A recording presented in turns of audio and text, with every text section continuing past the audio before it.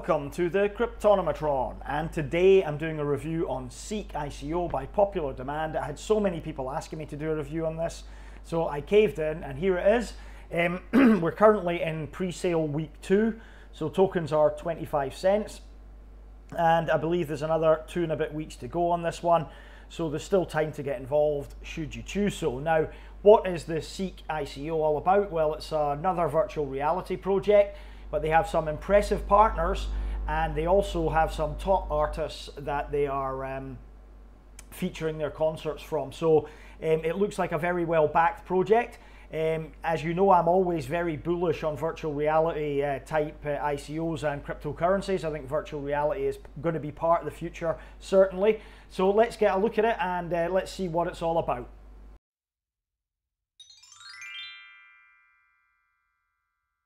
So in terms of direct competition, I think VibeHub is about the closest to Ceek.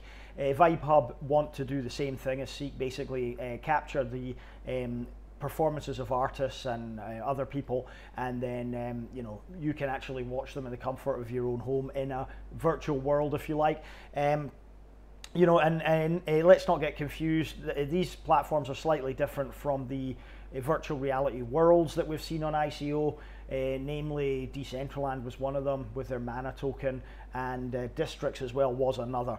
They are actual virtual realities, if you like, with virtual worlds, which are slightly different. But overall, I'm very, very bullish on anything to do with VR. I think VR is going to play a very important part in the future, not only of entertainment, but a broad spectrum of industries. Even building, civil construction, that type of thing. Virtual reality will be utilized, and you'll be able to walk through buildings and view projects before you've even started. So the draftsman essentially will be drawing up plans in 3D and in virtual worlds rather than on paper in the future. So virtual reality really has a very good potential, not least of all for delivering entertainment to the individual, which will obviously be the first step towards mass adoption of virtual reality. And the entertainment side of things, VibeHub is probably the closest in competition. So referring to the white paper, and there are other hardware competitors out there. Ceek already manufacture a device which is a very simple virtual reality device, or goggles if you like. And they've also released a paper version before that you put your mobile phone into, and you can watch concerts or entertainment on the paper device or the card device. So that's the simplest form of the goggles, but these are the competitors. And as we look at to see what Ceek are all about, they want to be platform agnostic, so they want to be able to be used for all sort of virtual reality applications.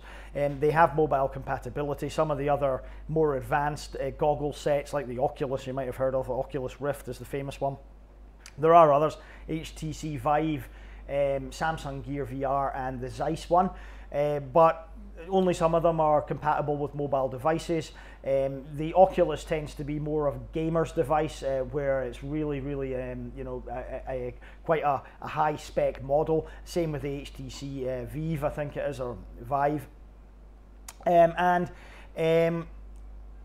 The Ceek is also smartphone compatible as well, and it's not tethered to a computer also. You don't have to plug it into a gaming machine like you do with some of the others to get the benefits out of it. 4 of them have content platforms. The Zeiss one is the only one that doesn't at the moment. And then Ceek has this retail integration, again, this CD, DVD compatibility. Not sure if that's going to be particularly important going forward. I mean, I don't know anybody that uses CDs or DVDs anymore, and I mean anybody, and I'm talking about people in their 50s and 60s here. So fair enough if you want to package something, for collectors of music, for example. They did have a Megadeth pack that they packaged with the cardboard goggles, the paper goggles, if you like, and the CD or concert DVD or whatever, and they sold that, so that was quite successful.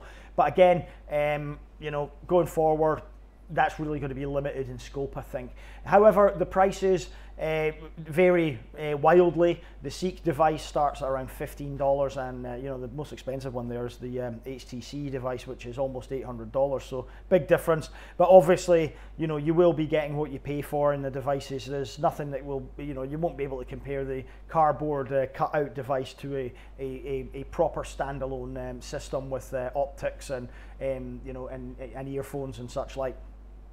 But again, the Ceek device does not need any additional equipment, where the others do. You need to either connect them to a PC or a Samsung handphone or something like that, and it has a comparable field of view with its competition. So that's really the competition from a hardware standpoint.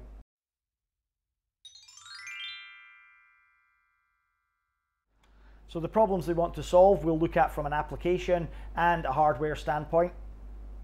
The first one, from an application point of view, people are unable to attend concerts, functions, etc. for whatever reason it may be, previous engagements, physical disability, you know, who knows. There are a number of reasons why people just simply can't attend or even won't attend concerts.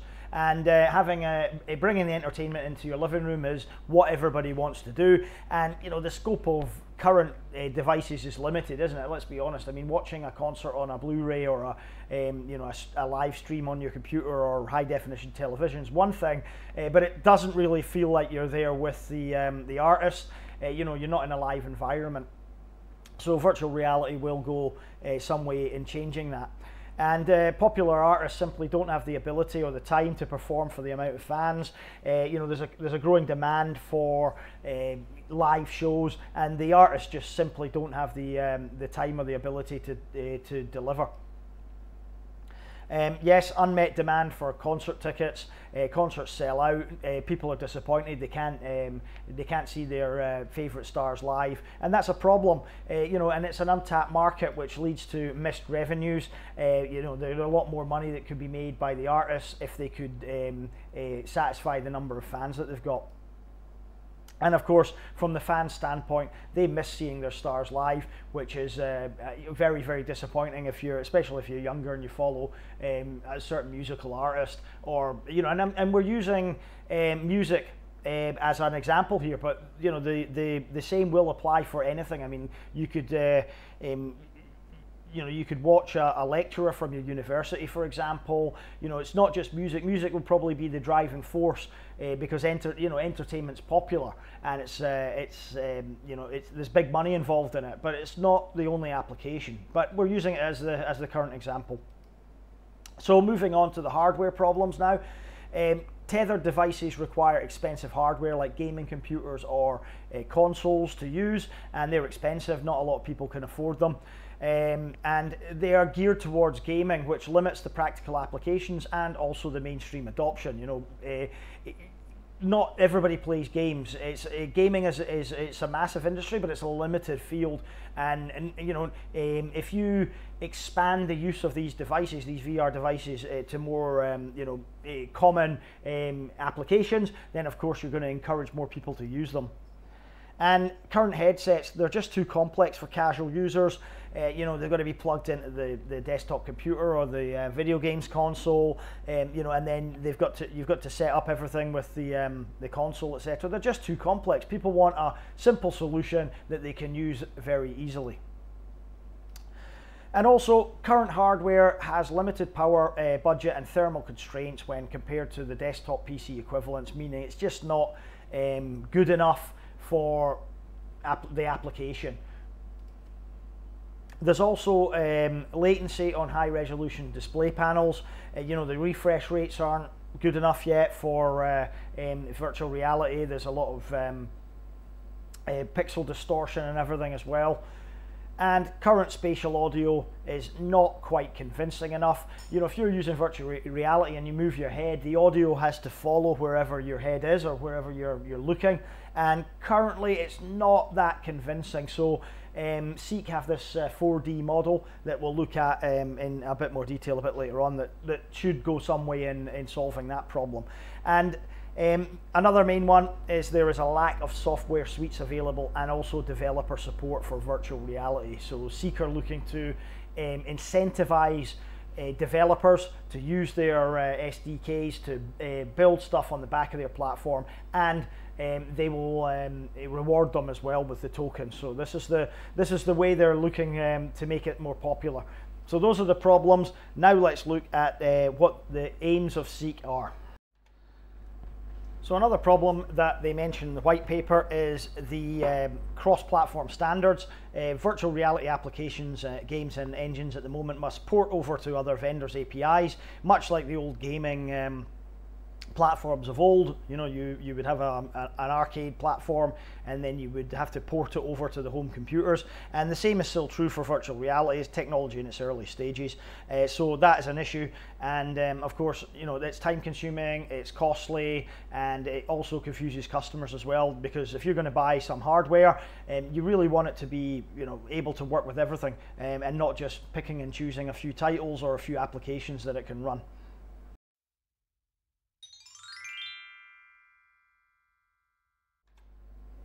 So a little about Ceek VR. First of all, they're basically a award-winning developer of hardware and software for virtual reality experiences.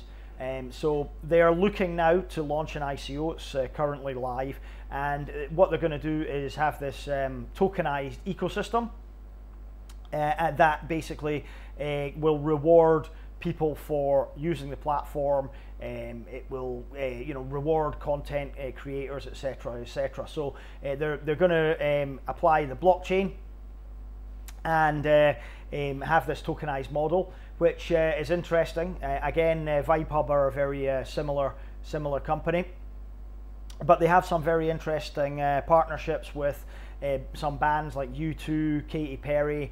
The Killers were another one that I remember being mentioned. So they've also got some reasonable partnerships with bigger companies that are backing them, and we'll look at those later.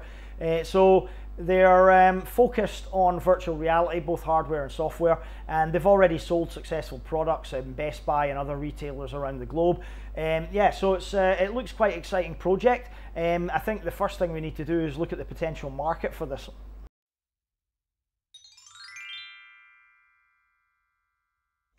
So the potential market size, as you can imagine, for virtual reality is in the billions of US dollars. In 2016, it was a lowly 3.7 billion US dollars, and it has grown exponentially over the years to an estimated 12.1 billion this year, and the forecast it's going to grow even larger. And I would tend to agree, as it's a new technology, and as it becomes more, as it tackles a lot more of the problems that we discussed in the last chapter, you know, of hardware complexities and mass adoption, things like that. As it gets more popular, it's obviously going to grow and generate a lot more income. And you know, what could be more entertaining than being able to put on a virtual reality headset, sit back and enjoy you know, an hour of your favorite artist or concert in a specific venue, even, you know, you know, it could be a venue of your choosing. The potential for virtual reality is phenomenal. As I keep explaining, I'm very bullish on it, very bullish on it, and in particular, I can see it getting more and more adoption in the world as the technology grows and the problems are overcome. And as well, you know, people will then counter and say, well, not everybody wants to sit in their living rooms with a headset on, and yeah, and that's a fair point. But again, you know, what I say to them is the headsets are just a stepping stone. It's like a mobile phone. You know, when mobile phones first started out, they were large and cumbersome devices that you couldn't put in your pocket. You had to get a special case for them. I remember back in the 90s, you know, they were really ridiculous. And now look at them. You know, everybody's got one and everybody's got them in their pockets. Virtual reality devices will certainly go the same way, from cumbersome goggles and earphones to you know, in-ear buds and you know, very discreet glasses, and perhaps other devices as well will come along a lot later on. So you know, the potential here is phenomenal. And as we can see from the next article, and again I will leave the links to these articles below in the description so you can read them yourself, the virtual reality market globally is expected to reach a phenomenal $48.5 billion by the year 2025. And again, you know, there is no real reason to argue with this. It is a massive growing industry, and there are so many applications for virtual reality, not only in the entertainment industry that Ceek are focused on, but as I mentioned before, you know, that can be applied anywhere. Civil engineering, for example, is one area that that you know companies are looking at. Even the ICO I'm advising has been looking at the potential of virtual reality in certain environments for their blockchain. So, you know, the applications here will be phenomenal. The revenue for companies that are involved could be massive. And again, this is why I think Ceek have got the backing of some major players, because they also recognize the potential. So they're focused on the music, and the reason for this is it's the probably the biggest market for you know, live uses of the virtual reality. So you know, concerts, festivals continue to dominate the market with 49% market share. And as you can see here, just how they believe that music is going to be the driver behind VR adoption. They're just taking Facebook fans as an example, probably a good yardstick. 6 million Facebook fans of World of Warcraft, the massive multiplayer online game, and then there's Lady Gaga's got 61 million, and even Shakira 104 million. So you could see the potential to drive the adoption of the technology lies within the music industry.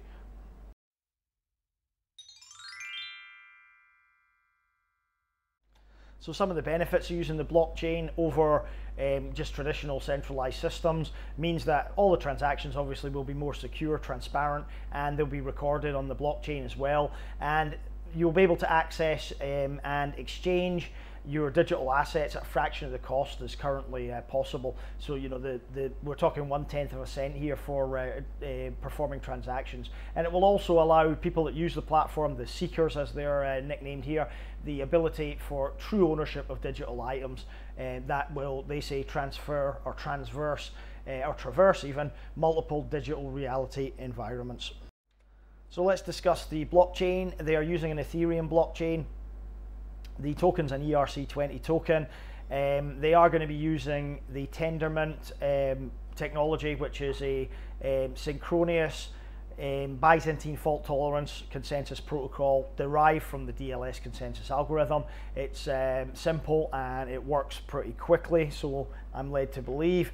And you can see here how they're going to integrate with Chainlink, which will allow them to connect their Ethereum smart contracts to any and all the external systems and APIs that they need to. So retail payments and bank payments will function thanks to Chainlink's off-chain connectability. So they're going to have this virtual world called Ceek City, which will act as a sort of self-governing virtual reality world on the blockchain, and you'll be able to stake your coins, stake your tokens to vote and basically be part of this you know, self-governing system. So you'll be able to vote for the CEO or the mayor or whoever it is of this Ceek City, and also all of the people on the board, the people that are controlling it as well, will be selected through a democratic process, if you like.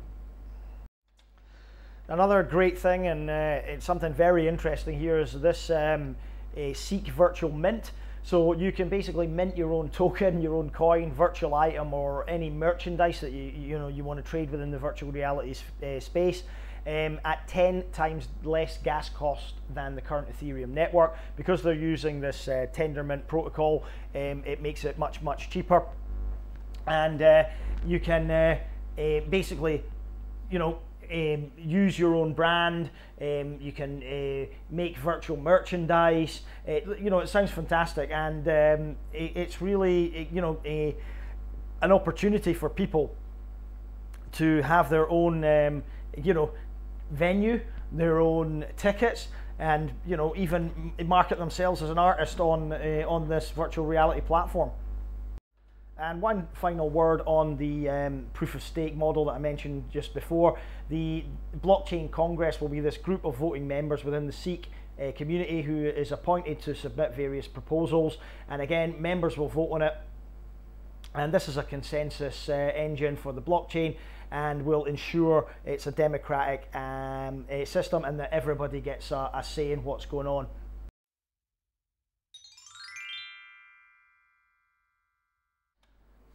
So on to the tech section now, and let's start off with the simplest tech that could possibly be available. I suppose it's just a CD DVD that's marketed with a set of cardboard VR goggles that you slip your mobile phone into and watch the concert, the Megadeth concert in this case, for their album Dystopia. And they've been very successful with this already. So you know, from little acorns large oak trees grow. They obviously have another you know, better hardware device now, but it just goes to show the potential for and the market for virtual reality devices of this nature. So technology wise, the CEEK have a proprietary 4D audio visualization software model and some hardware, and it's been integrated into third-party 3D audio encoders for enhanced audio capabilities.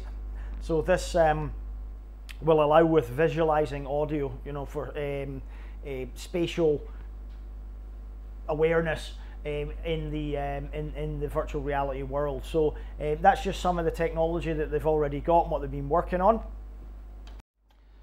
The other aspect of the technology that we have to mention is that it's going to be developer friendly, in that they're going to try and encourage developers to come on and you know, use their platform to develop more applications for it. And of course, you're only ever going to achieve that if you've got a decent API platform. And of course, you can see here in the white paper, they are very, very focused on the developers coming on board. Another interesting piece of technology that they are developing is this open XR, which tackles one of the problems I mentioned before about cross-chain, you know, cross-chain standards, if you like. You have to port different software over, you know, for different devices. And by using this OpenXR application interface, you'll be able to use any of the virtual reality devices, say the Oculus Rift, the CEEK, the Samsung Gear, for example, with any of the current you know, platforms such as the Unreal Engine, Unity, etc. And this is quite important because it means that you know, any applications that are built with this OpenXR can be used by a lot more of the hardware and a lot more of the actual software as well. So that's a real important thing to be aware of. I'm not sure if the technology section is the right area for this, but I have to mention it anyway. They are planning to build studios so that they can film different artists performing and then put them onto the virtual reality space. And they have a very detailed section in the white paper about how they're going to have the studios and also micro studios as well, smaller studio versions that you know, will be more accessible for smaller artists and smaller projects. And they even have a plan where they're going to have them in the US. And then there's a cost breakdown as well, if I can keep scrolling down here, which is interesting. There you are there. So they are planning eventually to build one first off in Miami, which is the headquarters. And even, you know, they have a cost breakdown there to what they want to do. And they say micro studios will be 60 to 75% less cost than the main facility. So very interesting and very ambitious as well. So there is a demo available, and there is a minimum viable product for this platform, which is obviously very reassuring for potential investors. You can download the app on Google Play and also on the Apple App Store, and you know, have a look at it yourself, see if you like it. And as you can see, they are partnered with a lot of top artists as well, or at least they have agreements with them, which is again reassuring for investors too.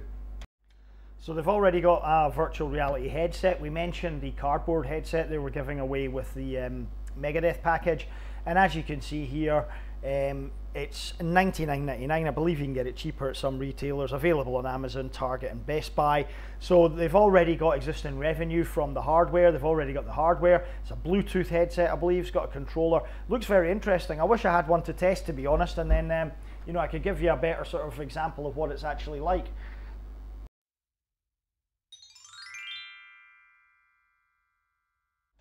So let's look at the token use now, and it's going to be used for rewards for content creators, curators that find virtual reality content, and also some developers as well. They will get rewarded. It will also give you voting rights within the virtual world of Ceek City, and it will give you access to user curated content as well. It will also, you can also stake it. So you know, you can use it as proof of stake to become a validator on the network. Only the top 100 stakers that are online most of the time will become validators though. It will also be used to create custom tokens and content, and of course it will be tradable on external exchanges sometime after the ICO.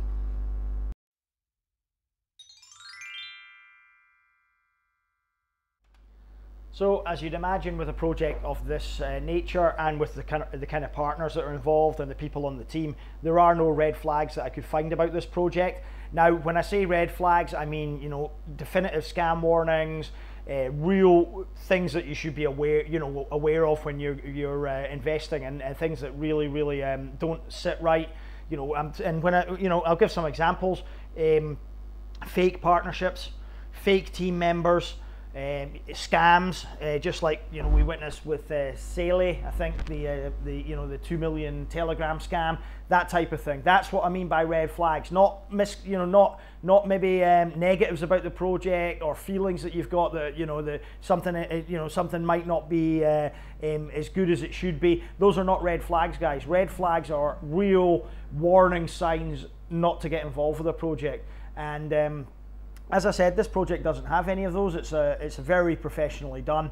You know, they have major partnerships and major customers. So I wasn't surprised not to find any here.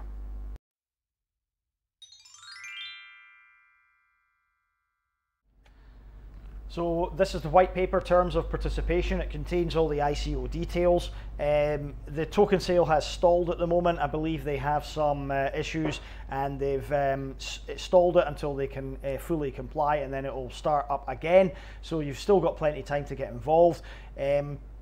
The hard cap for this project is $100 million US. It's fairly high. The minimum that they need to deliver the minimum viable product is $5 million, and the soft cap is $20 million. So the total supply is 1 billion tokens, or CEEK tokens. They will be accepting Ethereum and Bitcoin during the token sale. Minimum sale amount will be $250 in either ETH or Bitcoin. So they had a pre-sale, private pre-sale, and the bonus was high at 30%, plus the token was only 10 cents. They then had a public pre-sale, and we're in week 2 of that currently, although as I said, it's been stalled. So you can still get a bonus of 20% and tokens for 25 cents, but that's more than double of what people paid in the private sale itself. So that is probably something that you should consider, although there weren't that many tokens sold in the private sale. So it's not going to impact the project that much. It's not going to impact your investment that much either, but it's something you need to be aware of. And then they will move on to a public token sale, and that will be after the second week of the pre-sale. It will continue for a further 2 weeks with a soft cap of 100 million tokens, or $25 million, and the bonus will be reduced to 10% and then 0, with tokens at 25 cents and 50 cents respectively. So it's in your interest to get in as early as possible. Unfortunately, we've missed the first week of the pre-sale with the biggest bonuses, but there's still a reasonable bonus to be had. And let's look at how many tokens has been sold already. So the crowd sale is paused for the time being until they deal with a few issues, but nothing has changed. The terms have not yet changed, I don't think. The soft cap has not yet been met. As you can see, they are just shy of the soft cap. They've raised 21,176 Ether, with 163.8 million tokens sold already. So they're about 10% away from the soft cap, and they'll be starting up again as soon as they get their issues solved. So token distribution will be as follows: 50% will be sold during all the sales, private pre-sale and public sale. 20% will be reserved to incentivize the development community. 20% will go to the company, early contributors and advisors, and 10% will be locked for 3 years as reserves and for future reserves. So the token sale is paused because the people running the token sale, Token Lock, are updating their servers apparently. So don't worry about it, you'll still get to purchase tokens, and you can do KYC, know your customer checks afterwards. So nothing to panic about here, just a temporary blip, and I'm sure they'll be back in due course.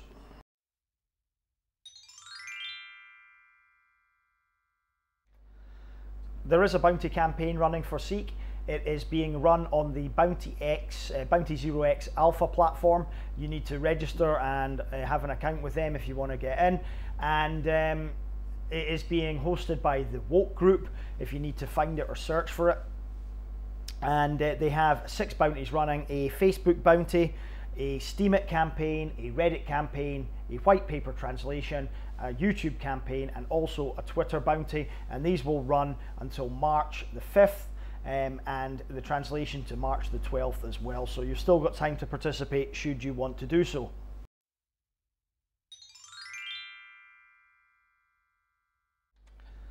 So the milestones and roadmap in the white paper is very impressive indeed. Obviously they've been functioning for a couple of years now, since 2016, and they've won awards. They've been successful in the products that they've released. They've got a lot of partners over that time as well. Moving forward to 2018, obviously the crowd sale is running at the moment, paused as I said, but should restart soon as well. By Q2 they are going to start building the virtual reality studios and live streaming and music festivals.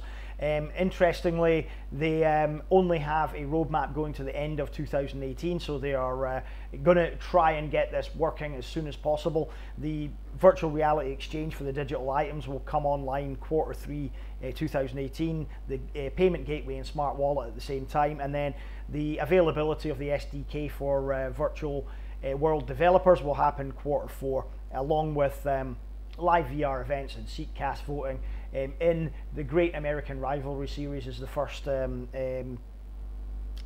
project that they've picked for that. So it's very interesting, not too long a roadmap, and you know, they're already established, I think is what they're trying to tell us with this this roadmap milestone here.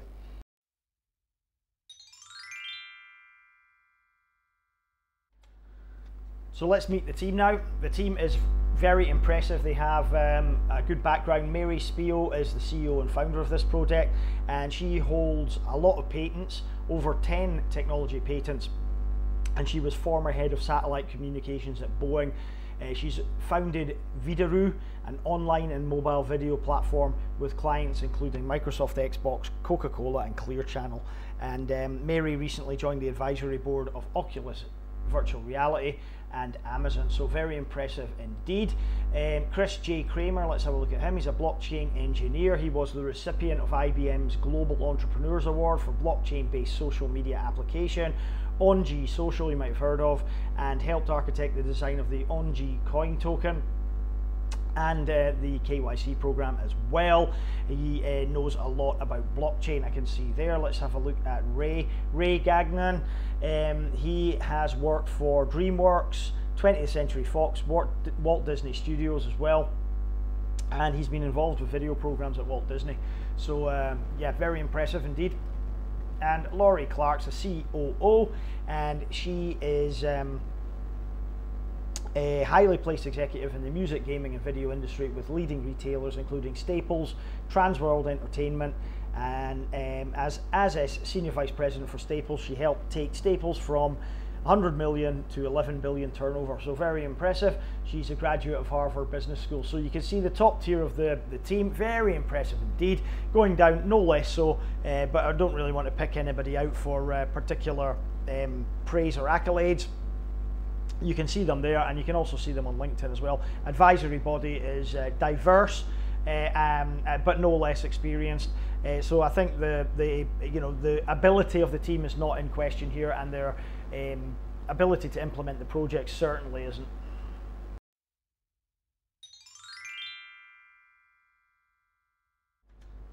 So partners now, and they have a partnership agreement with Universal Music, and this allows them rights to live performance content with top tier artists, including obviously Megadeth, as we spoke about before, but Lady Gaga, U2, Sting and Neo.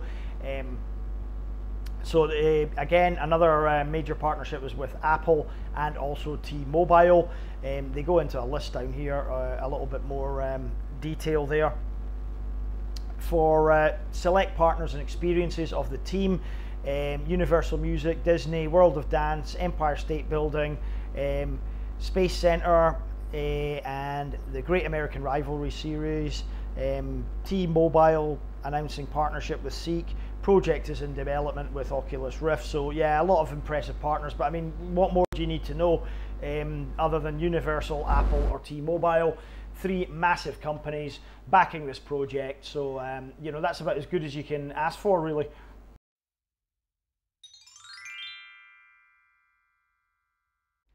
So they are well represented in the community. They're on Telegram, Twitter, Instagram, YouTube and Facebook, amongst others, and they are having an airdrop at the moment, so you can get free tokens. The link is below in the description, so please register, get yourself some free CEEK tokens, why not? They have an amazing 45.5 thousand followers on Twitter. The audit score wasn't that great though, 63%, but it was from almost 3 years ago, so I think we can just discount that. I couldn't get it to, well, let's try and re-audit now and see whether it does anything, or whether it tells me I have to pay for the service, which I probably won't do. There we are. Yeah, it says I've got to pay for it, so that's unfortunate. I really should, given the fact that I use that quite a lot. And they have another impressive 42,500 members on their Telegram group as well, so community support very high for this project.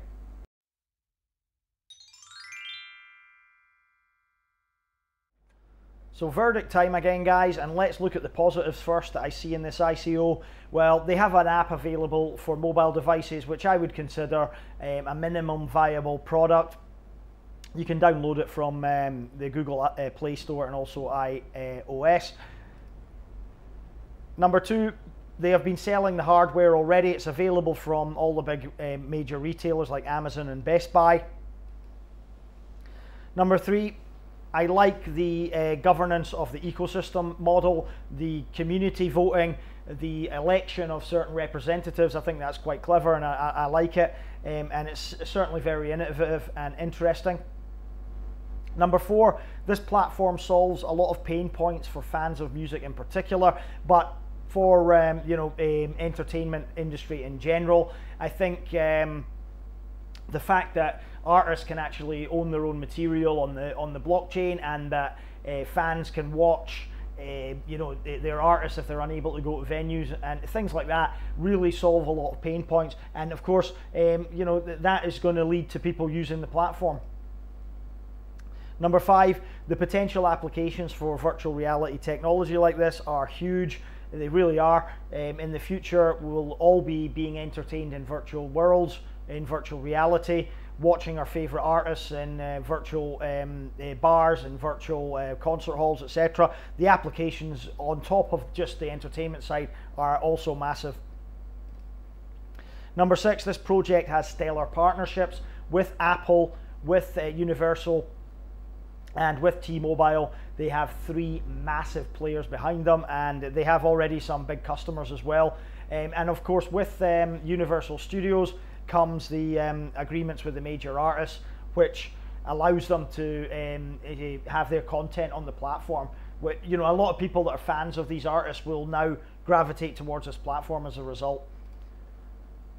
Number eight, they have a very experienced and competent team in show business, in delivering products. There is no question that this team will be able to implement. Number nine, they have multiple avenues for growth. It's not just a decentralized artificial or decentralized virtual world that they're building. They have multiple ways that they can raise revenue. and multiple ways that they can expand their business. So bringing the blockchain in is a no-brainer.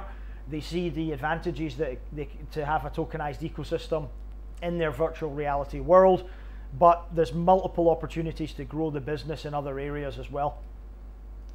And number 10, they have multiple competitive advantages over their competitors, not least of all their partners. But you know, the team is stronger than other competitors. The fact that they already have access to the artists, the fact that they already have a hardware device, they have multiple competitive advantages over other similar projects at the moment. And number 11, they have existing revenue coming in from the hardware device and some other sources as well. Number 12, another thing I like is that they will reward content creators, curators, and developers. So there'll be an incentive to find the best virtual reality content and put it on the platform. Number 13, they will have cross-chain compatibility, so that will tackle another pain point, another problem of the device having to port over software to different devices and that type of thing. So cross-chain compatibility, very important for the virtual reality world going forward. And number 14, this is a multi-billion-dollar market, guys. I can't stress to you enough how much this is going to grow in the future. So again, another reason why I'm bullish on virtual reality. So there are a few negatives on this project, a couple I was nitpicking, but the token economics I feel aren't the best. They're certainly not the most advantageous for an investor. There is a high hard cap. $100 million is a very high hard cap.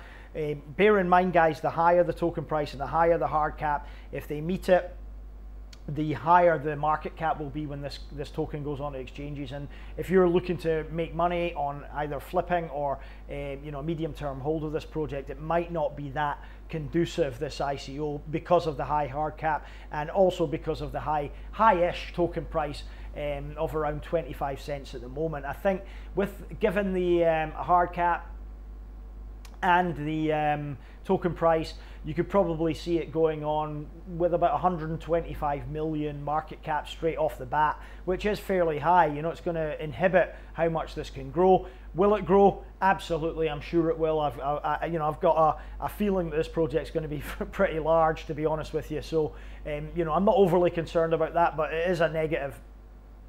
And there were high bonuses for private sale participants. Private sale participants, although there weren't many of them, it was capped at $1 million, I think.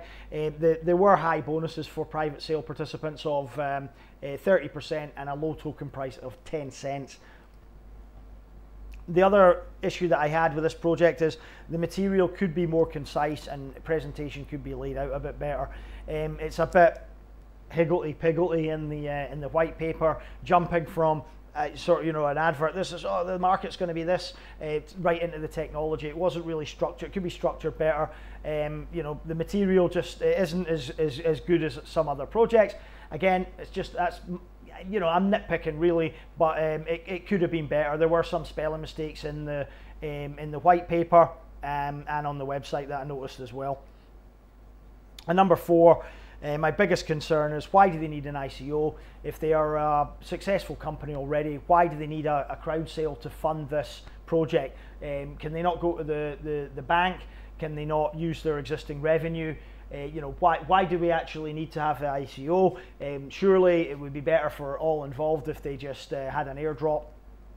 But of course, they obviously need additional funding to build the studio and some of the other interesting concepts that they have. So, you know, maybe that's the reason. But again, if they had existing revenue, they shouldn't really need to run an ICO. I always feel that ICOs should be the privileges of startup companies alone. You know, new startups, small businesses trying to raise some money for their projects, and not established companies already. And number 5, a minor thing as well, there's no GitHub, I believe, and no blockchain technology implemented as of yet. That may be a concern for some more seasoned veteran investors. However, your fears should probably be allayed when you look at the partnerships they've got and the business plan going forward. You know, it will happen, but just not yet. So, final verdict time.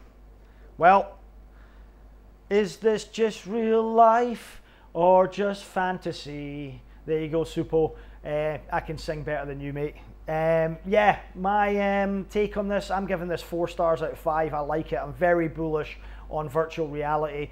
You know, I had to knock a star off, lack of a GitHub, you know, my other concerns, you know, but again, you know, I'm really just nitpicking because I think this is a very strong project overall. Yeah, token metrics or tokenomics, not the best I've ever seen. You know, I like low token prices, you know that. I like token prices between 1 and 10 cents, and I like low total supplies and low circulating supplies. It gives me a chance to make more money. And, you know, it gives the token more prospects for growth when it hits the exchanges. But you know, the size of this project, the ambition, you know, the potential, the partners, you know, it's really large here. This is a very solid, good project with very little negatives surrounding it. So yeah, thumbs up from me. Will I be investing? Certainly. If they do come back online, if Token Lock get their act together, I will drop some money into this. I'll drop some ether into this because I want to be a part of this as well. I'd already did the Whitepaper ICO way back in, was it August last year? You know, and that was extremely successful for me. I'm very bullish on virtual reality projects. Can't stress that enough. And this one is a winner. This is a slam dunk, this one. So yeah. As usual, this is not financial advice. This is just my opinion, and should be only used for entertainment purposes. And you know, if you're going to invest in any ICOs, bear in mind they do pose inherent risk. And please, you know, only invest what you can afford to lose in a project. Never overextend yourself. Always invest with wisdom and always invest with caution, and do your own due diligence, guys, and do your own research. You know, don't listen to YouTube personalities. I'm here just to entertain you. I'm not here as a financial advisor. And that's it basically. So the only other thing is left to say that I don't get paid for reviews. I know there are a lot of new people joining the channel. I should really say this at the start of the review, but I don't get paid for reviews, guys. So you know, there's no point in asking me. So you know, I don't get paid. The only thing I do is I maybe submit to bounty campaigns if there is one, and I might get some revenue if you buy through the affiliate links, etc. And that's all. You know, I don't get approached by companies to do paid reviews. So just set the record straight yet again. And yeah, that's me. I'm done waffling for today. So thanks for watching. This is a long video, I know, but there was a lot to talk about in this project. And yeah, very interesting. It'll be very exciting to see what they can do in the future. Thanks for watching, and I'll see you tomorrow with another review.